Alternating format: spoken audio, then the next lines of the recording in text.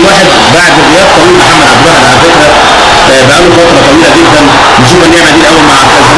وادي على طول رضا شحاته، والهدف الاول والهدف الاول للنادي الاهلي. رضا شحاته رضا شحاته رضا شحاته بياخد كرة على طول ناحيه اليمين وبمهاره عاليه جدا يحطها ويركنها على يمين محمد عبد المنصف في دقيقه على طول 4، في دقيقه 4 من بدايه اللقاء.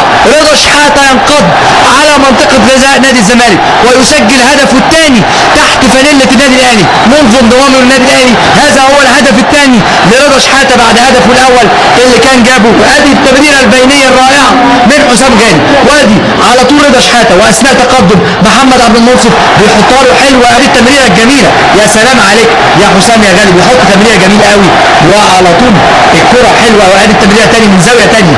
النهارده تصوير اوروبي،